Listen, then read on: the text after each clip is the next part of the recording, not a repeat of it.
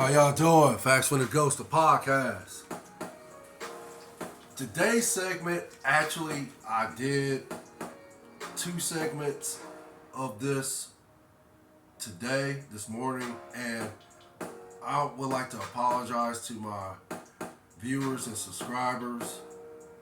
My equipment, or should I say I was having issues with my equipment earlier this morning, and I had to do audio recordings of the segment. I did 2 audio recordings instead of, showing a video like the video I have up currently now.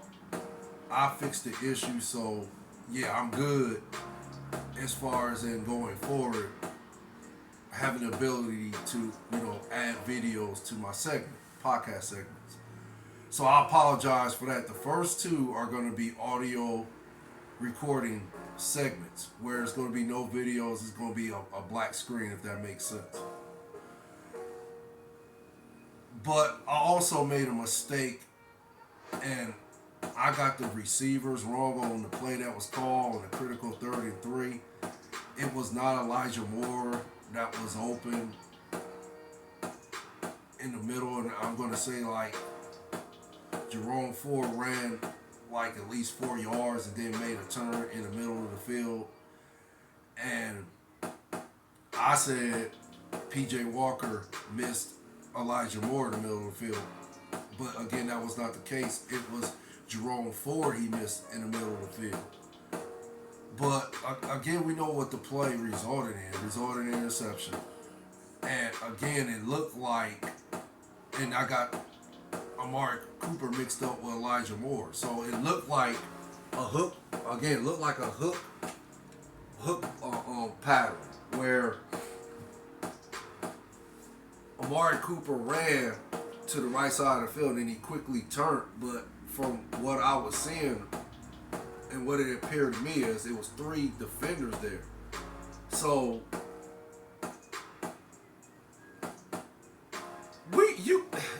it's kind of like, I don't know. I really don't know what more to say about P.J. Walker. I think I've said enough. I think most people that know football know what type of quarterback he is. He's a backup for a reason. And the play he made, or the decision he made to throw the ball in that area where it was 3 defenders alone was a mistake. Why would you throw that and there's 3 defenders there? I mean, you can't see those 3 defenders. And it just seems like his brain was locked on Amari Cooper, if it makes sense.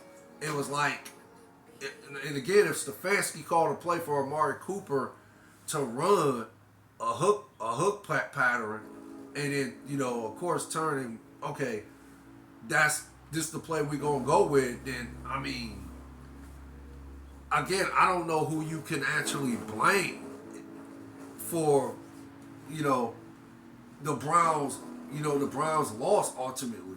Because, ultimately you have to put it on the defense, too. Defense has to take some blame.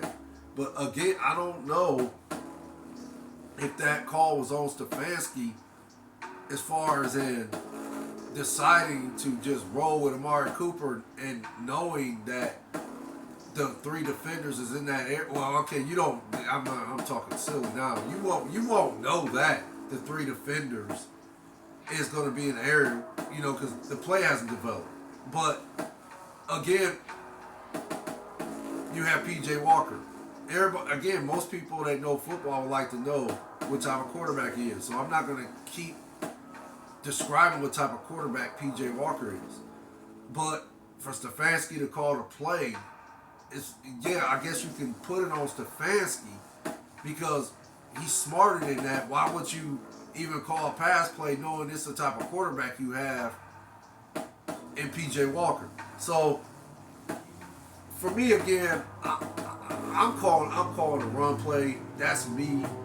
I'm not going to take a chance knowing I got this type of quarterback in P.J. Walker. I'm not going to take a chance, and he already had threw he threw one. Yeah, he threw 2 interceptions, and he had a fumble.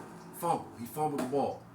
So, yeah, he had what two interceptions. And give him credit. Yeah, he didn't turn the ball over, and he played. He played like a game manager in the second half. He played good enough for the Browns to win this game. To be honest, but no, okay. Again, I don't know if you can put that on Stefanski as far as in calling a pass play, or you put it on P.J. Walker for just not being aware to know that you go to your check down.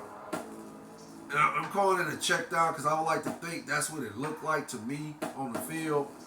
Is you go to safe route, you throw it to your check down, which in this case it looked like Jerome Ford was the check down. So I don't know if that was the place Stefanski called. If you don't see Amari Cooper open, go to the check down, which is Jerome Ford, who again was open for a first down.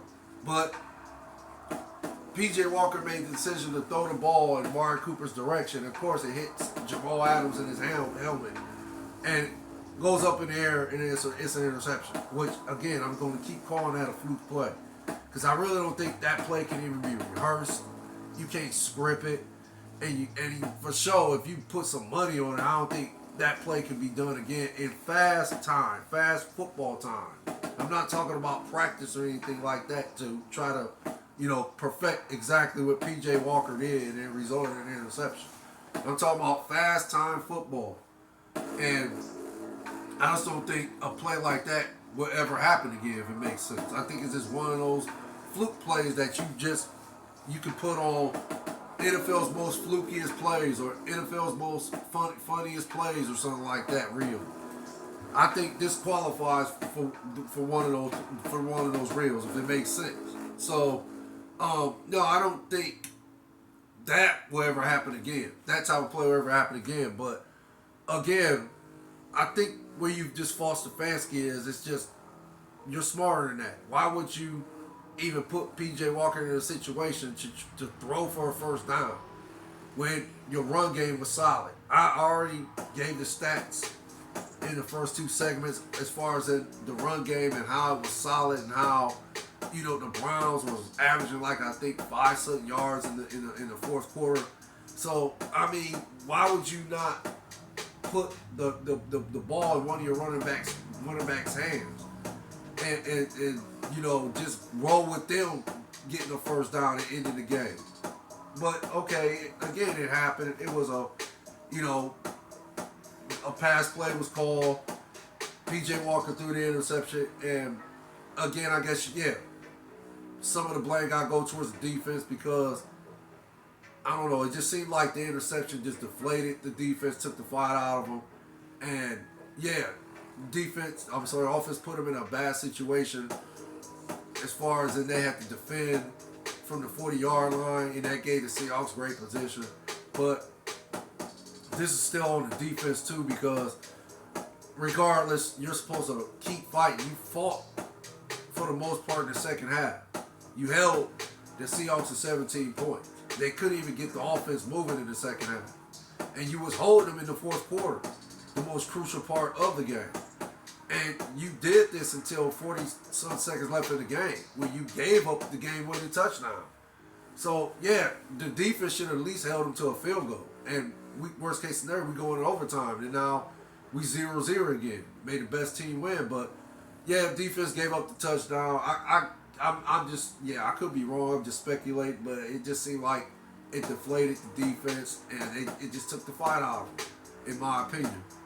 But that's all I really have to report. Like I said, I gave most of the facts that I could think of that was accurate, if it makes sense. I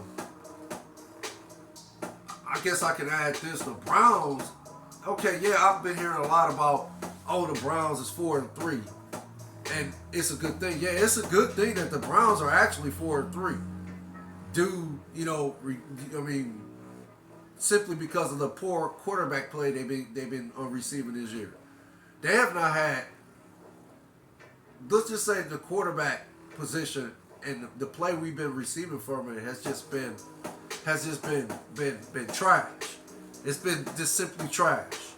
And to have that type of quarterback play this season, and we have a 4-3 record, and currently, if the playoffs ended today, we would be the number 7 seed, right?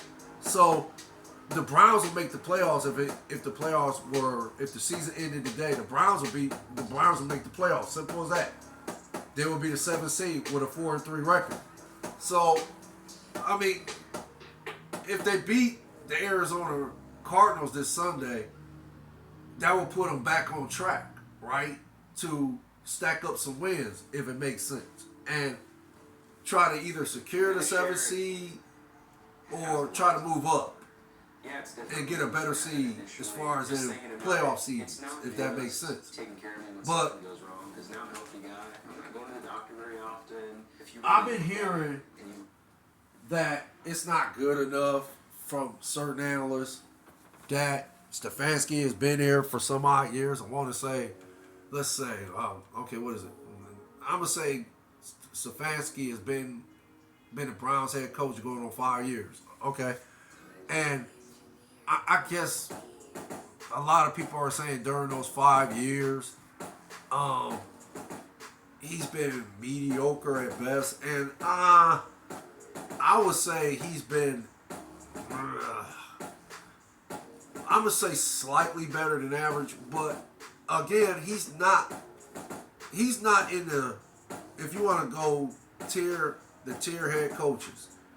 No, Kevin Stefanski is nowhere in that stratosphere, if that makes sense. No, he's not nowhere in that stratosphere at all. And we're talking about the Bill Belichick's, the Andy Reid's, and who's the other ones?